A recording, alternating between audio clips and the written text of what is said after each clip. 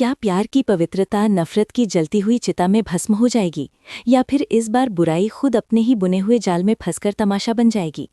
शहर की गलियों में जहां एक तरफ होली के रंगों की तैयारी हो रही है, वहीं दूसरी ओर साजिशों का एक ऐसा काला रंग घोला जा रहा है जो किसी की जिंदगी तबाह कर सकता है।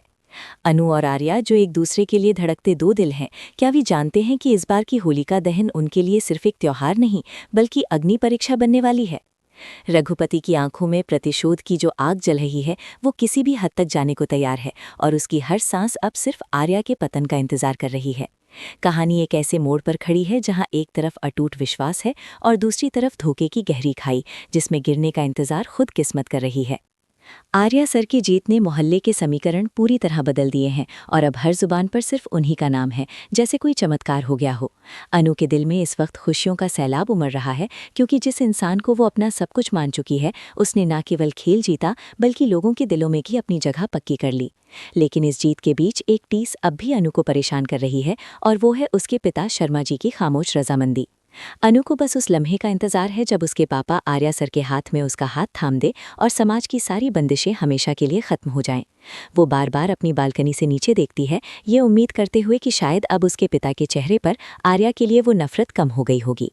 तभी अनु का फोन बजता है, और दूसरी तरफ आर्या सर की वही आत्मविश्वास से भरी आवाज़ सुनाई देती है जो अनु की हर घबराहट को शांत कर देती है।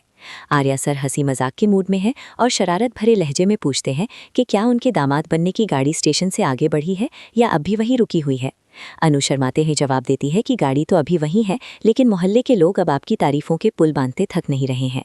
सब लोग आपको एक अलग नज़रिए से देख रहे हैं और आपकी शख्सियत के कायल हो चुके हैं, जो शायद किसी ने सोचा भी नहीं था। आर्या सर इस पर मुस्कुराते हैं, लेकिन उनकी आवाज़ में गंभीरता आ जाती है, क्योंकि उन्हें दुनिया की तारीफों से ज़्यादा अनु के पिता की स्वीकृति की फिक्र है। आर्या सर साफ कहते हैं कि उन्हें पूरी दुनिया की परवाह नहीं है, बस उन्हें ये जानना है कि उनके होने वाले ससुर के दिल में क्या चल रहा है। अनु उदास होकर कहती है कि पापा अभी भी कुछ नहीं कह रहे हैं, और उनकी खामोशी मुझे डरा रही है, जैसे तूफान से पहले की शांति हो। आर्या सर उसे दिलासा देते हुए कहते हैं कि विश्वास रखो, मैं उन्हें मना लूंगा, और बहुत जल्द सब कुछ बिल्कुल वैसा ही होगा जैसा हमने सपना देखा है। अनु को ताजुब होता है कि आखिर उन्हें इतना यकीन कैसे है, तो आर्या कहते हैं कि जब प्यार सच्चा हो तो पहाड़ भी रास्ता दे देते हैं। उनके बीच की ये बातचीत जितनी प्यारी है, उतनी ही दर्दनाक भी, क्योंकि उन्हें नहीं पता कि उनके पीछे कितनी बड़ी साजिश रची जा रही है। दूसरी तरफ अंधेरे कमरे में रघुपति और मीरा एक ऐसी योजना बना रहे हैं जो किसी का भी कलेजा कंपा दे, जहां नफरत की कोई सीमा नहीं बची है। रघुपति मीरा को फोन करता है, और उसकी आवाज़ में वो शैतानी खुशी साफ छलक रही है जो किसी की बर्बादी की खबर देने से पहले आती है। वो कहता है कि कल होलिका दहन है, और उस जलती हुई आग के सामने मैं इन दोनों के रिश्ते की राख बना दूंगा, जिससे कोई भी उन्हें बचा नहीं पाएगा। रघुपति का प्लान है कि वो अनु और आर्या को कुछ ऐसा नशीला पदार्थ या भांग पिला देगा जिससे वे अपने होश खो बैठें। वो चाहता है कि नशे की हालत में ये दोनों पूरे मोहल्ले और शर्मा जी के सामने अपने रिश्ते का सच चिल्ला चिल्ला कर सबको बता दें। रघुपति का मानना है कि जब शर्मा जी अपनी बेटी को इस हाल में देखेंगे और समाज की नज़रों में गिरेंगे, तो वे खुद ही इस रिश्ते का अंत कर देंगे। मीरा, जो खुद आर्या को पाने की चाहत में अंधी हो चुकी है, रघुपति की इस घिनौनी चाल में उसका साथ देने को तैयार हो जाती है। उसे लगता है कि अगर आर्या की बदनामी होगी तो शायद वो टूटकर उसके पास वापस आ जाएगा, जो उसकी सबसे बड़ी गलतफहमी है। रघुपति उसे यकीन दिलाता है कि कल की रात अनु के लिए उसके जीवन की सबसे काली रात होगी, और वो कहीं मुंह दिखाने के लायक नहीं बचेगी। इन दोनों की जुगलबंदी अब एक ऐसे विनाशकारी रास्ते पर चल पड़ी है जिसका अंजाम बहुत ही भयानक और दर्दनाक होने वाला है। अगले दिन मोहल्ले में होलिका दहन की तैयारियां जोरों पर हैं। लोग लकड़ियां इकट्ठी कर रहे हैं और चारों तरफ एक उत्सव का माहौल बना हुआ है। गायत्री माँ और परिवार के बाकी सदस्य भी इस जश्न में शामिल होने के लिए उत्साहित हैं, लेकिन उनके चेहरों की मुस्कान के पीछे छिपे खतरे का उन्हें अंदाजा भी नहीं है। रघुपति चुपके से भीड़ में घूम रहा है, और उसकी जेब में वो जहर जैसा नशा है जो वो अनु के ग्लास में घोलने वाला है। उसकी निगाहें सिर्फ अनु पर टिकी हैं, जैसे कोई शिकारी अपने शिकार को दबोचने के लिए सही वक्त का इंतजार कर रहा हो। वो बार बार मीरा को इशारे कर रहा है ताकि उनकी योजना का हर कदम बिल्कुल सटीक बैठे और कोई गलती ना हो। इधर अनु फोन पर आर्या सर को आमंत्रित करती है कि वे शाम को उनके मोहल्ले के होलिका दहन में जरूर शामिल हों, क्योंकि ये उनके लिए खास है। आर्या सर खुशी खुशी मान जाते हैं और कहते हैं कि वे अपनी माँ को भी साथ लाएंगे, ताकि दोनों परिवार इस पवित्र मौके पर साथ मिल सके। अनु का दिल जोर जोर से धड़क रहा है, क्योंकि उसे लग रहा है कि शायद आज ही वो दिन है जब उसके पिता और आर्या के बीच की कड़वाहट खत्म होगी। लेकिन उसे क्या पता था कि जिस आग को वो बुराई के अंत का प्रतीक मान रही है, उसी के साये में उसके चरित्र पर कीचड़ उछालने की तैयारी हो रही है। आर्या का आना रघुपति के लिए सोने पर सुहागा जैसा है, क्योंकि वो एक तीर से दो शिकार करना चाहता है। तैयारियां जैसे जैसे आगे बढ़ रही हैं, रघुपति और मीरा का तनाव और उत्तेजना भी बढ़ती जा रही है, क्योंकि वक्त करीब आता जा रहा है।